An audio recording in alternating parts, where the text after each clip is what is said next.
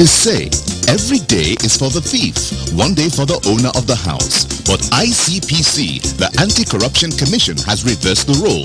It is now every day for the owner of the house. If you're involved in bribery, over-invoicing, or any shady deal, the day of reckoning has come. ICPC, the Anti-Corruption Commission, is watching you. If you're reported for any corrupt practice, you'll be investigated, prosecuted, and punished. Corruption is harmful to our nation. Join the campaign against it by reporting any corrupt practice to ICPC, the Anti-Corruption Commission. Let we join hands with ICPC, make them better. Let's make Nigeria great again. ICPC, they want you. I want hand for corruption. Break the chain of corruption now. Don't give, don't take.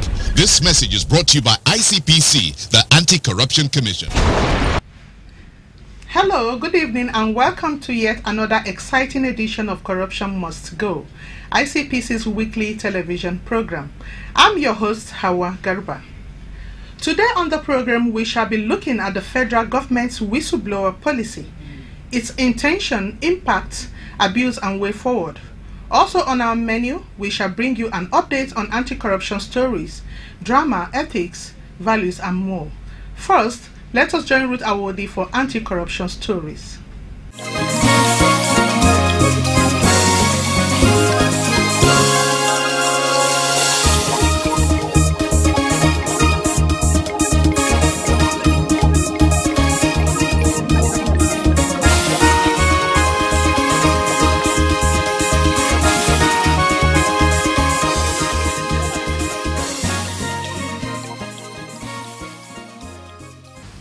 Welcome to this segment. I am Ruth Awodi.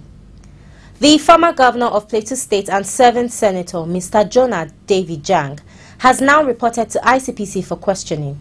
Mr. Jang had been invited by the commission since October 2017 through both the Senate President and the Clerk of the National Assembly to come and answer questions on allegations of embezzling 5.6 billion naira belonging to the state. Also, attempts to secure an arrest warrant from two different magistrate courts in the Federal Capital Territory proved abortive as the magistrates declined to sign them even after the sworn requisite affidavits had been presented by the Commission.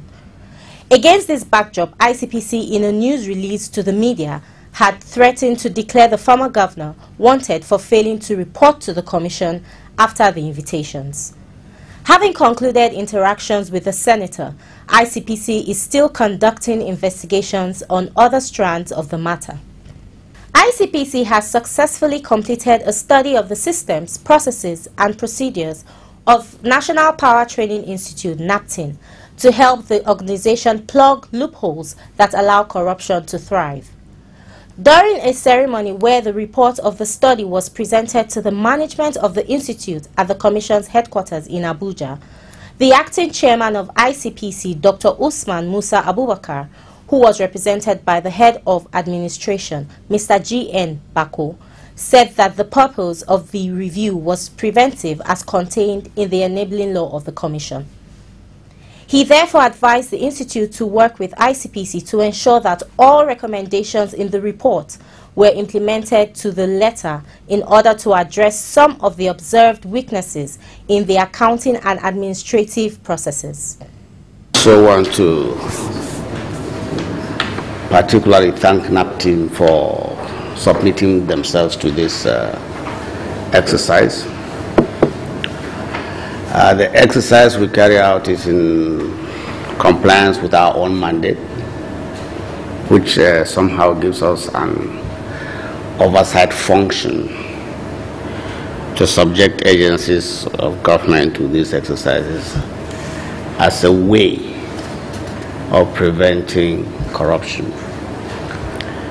As was contained in the report, the ICPC mandate is three-pronged. The first one is for enforcement, which allows us to run after criminals after they have committed the crime. But more importantly, in view of the fact that when you commit a crime, government spends more of its resources trying to resolve the crime. It's the second arm of our mandate is to see we can review systems that would prevent, first of all, the loss of revenue, and then the further loss of revenue in trying to pursue it after it's been committed. And that is why ICPC conducts a systems review like this.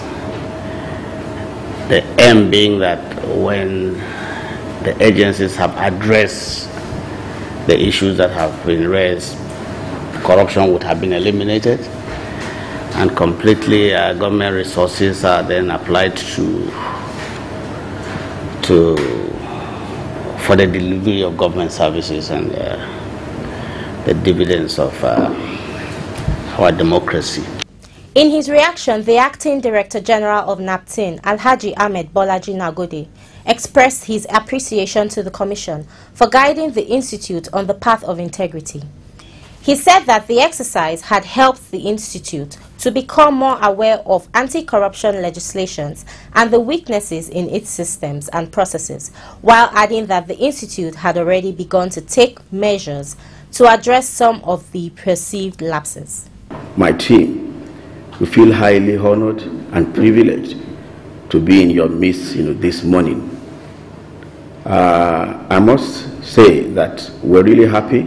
Personally, I'm happy because the exercise that was conducted in good faith, was conducted to really carry out a thorough diagnostic of happenings in NAPTIN, and we can easily liken this to when the body is sick.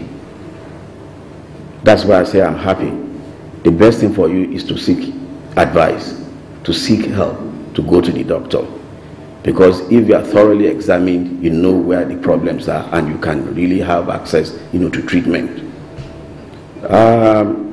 It's on a light note, this is not a place everybody would wish to come.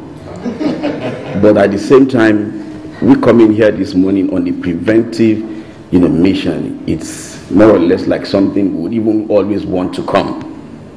Because if you have somebody who is ready to help you, I think you better listen to it. That's my own take. We've really listened, and we have seen what is coming out. I can really tell you that the team did a very good job, and they're really professional. The NAPTIN team was requested to respond to issues raised in the draft report for further processing. That will be all on this segment. Corruption Must Go continues with Hawa. Let's we join hands with ICPC, make them better. Let's make Nigeria great again. ICPC, they want you. Come on, hand for corruption. Break the chain of corruption now. Don't give, don't take. This message is brought to you by ICPC, the Anti-Corruption Commission. Corruption not in my country. Hello? Alaja, you brought clothes while I was away? Really? And you've collected them? Okay, Alaja, no problem. I'll get back to you, eh? Bye-bye. Madams, who amongst you collected clothes from Alaja? Which Alaja, ma? You're asking me which Alaja? Aziz, anybody bring clothes? Madam, don't mind them. Now so they do. They don't tow your shop to their shop. They cut corner where you know they. You cut corners? No, madam, I beg. Corruption is not just about government. This is how it starts. Because this is a petty business. You think you can ruin my shop? For those of you who cut corners behind your bosses, it is called absolute corruption. And corruption, not in my country. Stop corruption now. Corruption not in my country. Welcome back. The whistleblower policy was created by the Federal Ministry of Finance and approved by the Federal Executive Council in December 2016. The policy provides that if the government recovers stolen and concealed funds or assets through information provided by a whistleblower, then he or she may be entitled to between 2.5% and 5% of the amount recovered. The cardinal objective of the policy is to support government's anti-corruption fight and to encourage citizens to expose corrupt acts and other sharp practices. The policy's selling points include 1. The possibility of increased accountability and transparency in the management of public funds, and 2. The possibility that more funds would be recovered that could be deployed in financing Nigerians' government obligations and activities. Let's see what Nigerians have to say about the whistleblowing policy.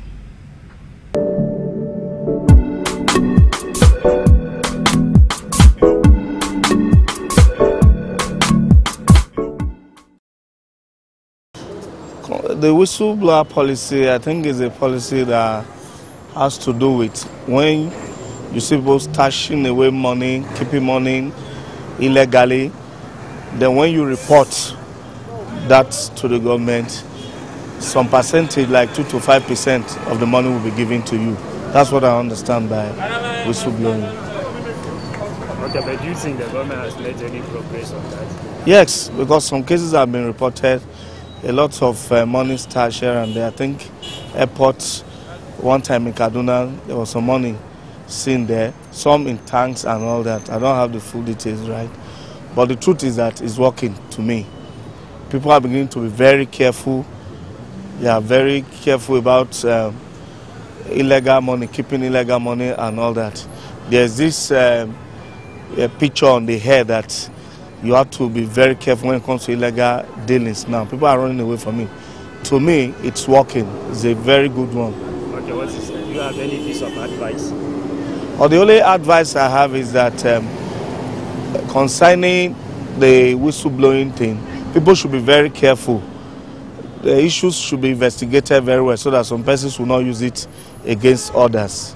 That's my advice. Thank you. The whistleblower policy is it's a wonderful policy, especially by a government that intends to fight corruption.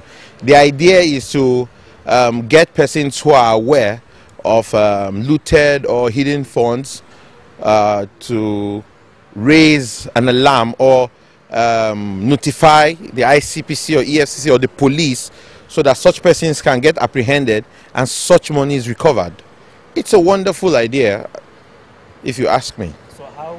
Initially, the policy started well. It was effective enough for 1 or 2 persons to be arrested because whistles were blown.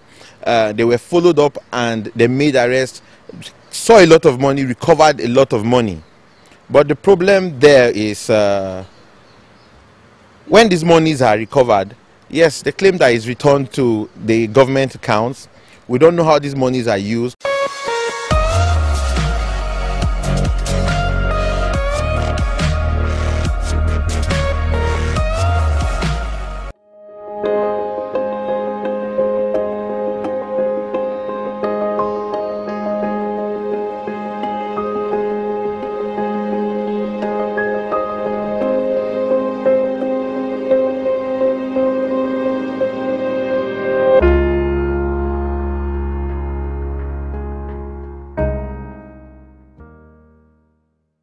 You are still watching Corruption Must Go.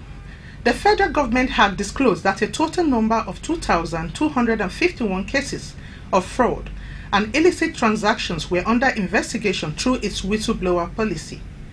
A breakdown of these, according to data made available by the Federal Ministry of Finance, indicates that 95 of such cases were reported using the whistleblowing website, 1,550 through a dedicated telephone line for the policy, 194 via emails forwarded by the whistleblowers, while 412 were sent as text messages.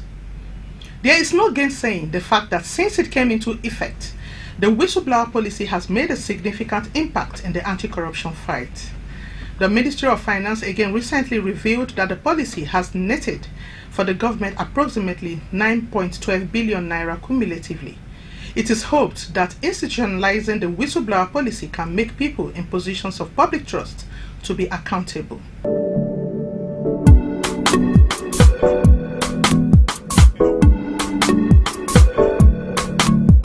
Okay, thank you very much for asking this very important question. Actually, there are quite a number of ways public funds are being stolen from the treasury, and from what we observed through the petitions we received in the commission, we noticed things like non-remittance of pension and NHIS contributions. Some MDAs don't actually remit contribution made by employees into the account where the money is supposed to go, and the money will end up in private hands. We also notice embezzlement of money donated by development partners. Quite a number of agencies, instead of them to actually utilize the money maybe meant for poverty alleviation and other things, will the public officers will divert the money into their own pockets. Another instance we also observed through the petitions is the inflation of contracts, which is a clear violation of procurement acts. Something that may cost ₦1 million may be put in in an invoice to cost as much as 4 million, which is really ridiculous. We also notice from the complaints we received, particularly from beneficiaries or next of kin of deceased public employees, that the money, the entitlement meant for that for the deceased person are being stolen by public servants. We also notice the incidents of ghost workers in the public service, but with the new this e-governance platform, that is the IFIS, which was introduced some years back, that problem is getting rid of. We also observed another problem of collecting ESTA code without embarking on travels.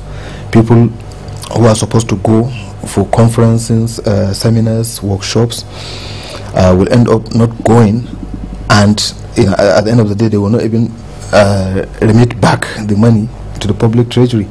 So this is another one. We also notice through whistleblowing that public funds are hidden in safe houses and in some accounts in the banks, so which is a clear violation of TSA policy of government. Another thing we also observed through the petitions is failure to implement projects, capital projects. Some money are voted maybe for some capital projects, but public servants divert the money into their pockets. So with these few things, these are some of the things we observed through the petitions, which shows that really, there is truth in that statement made that as much as 9 million naira has been recovered through whistleblowing policy. Thank you very much. Let we join hands with ICPC, make them better. Let's make Nigeria great again. ICPC, they watch you. Come on, hand for corruption. Break the chain of corruption now. Don't give, don't take. This message is brought to you by ICPC, the Anti-Corruption Commission. A whistleblower policy, you will recall, was introduced to actually bring people into the fight against corruption. Before the introduction of the policy, people were easily given to sitting back and letting anti-corruption agencies fight corruption. And because the personnel of anti-corruption agencies cannot be everywhere and therefore cannot see every act of corruption, there's a lot of frustration out there in the society, people thinking that what are they doing? They are not doing enough, there are still corruption raging, and so on. So as a matter of policy, it became necessary that people should be given the opportunity to join in the fight against corruption. So the policy, like, exists everywhere else. It's only just coming into Nigeria, but it exists everywhere else in the world. The policy gives opportunity for citizens who witness acts of corruption or becomes victims of it to be able to blow whistle on the activity, and then the policy also introduces the concept of anonymity, and then the concept of a reward. And so people are now motivated by one reason or the other to report corruption, to blow whistles on things that they see that are wrong. And so people have different motivations. People can blow whistles on their enemies, so to say, frivolously, without substance.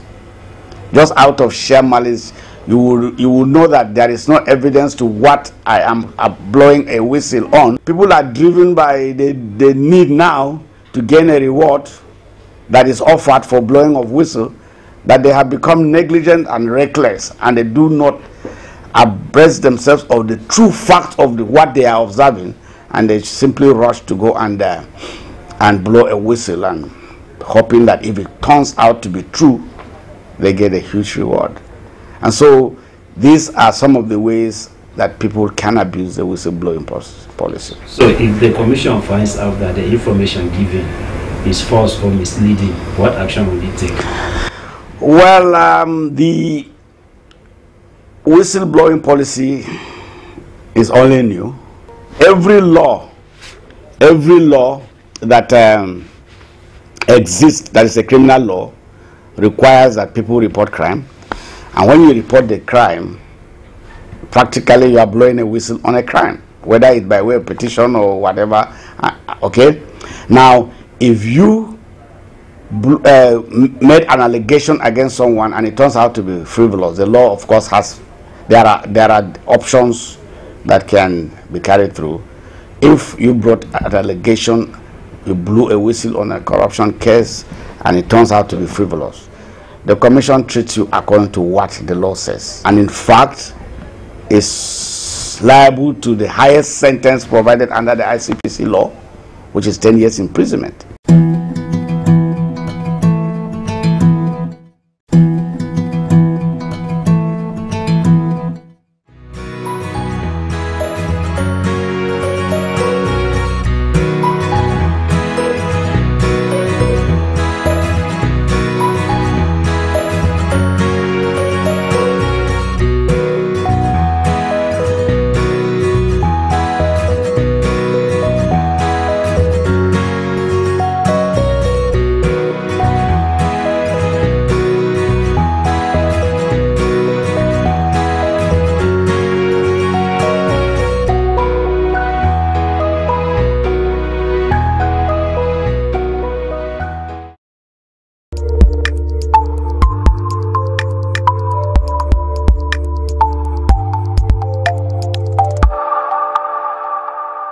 Much as the whistleblower policy has yielded and is still yielding positive results for the country, the motivation for the blower should not only be the rewards derivable from this laudable policy, but a genuine commitment to hold government officials accountable.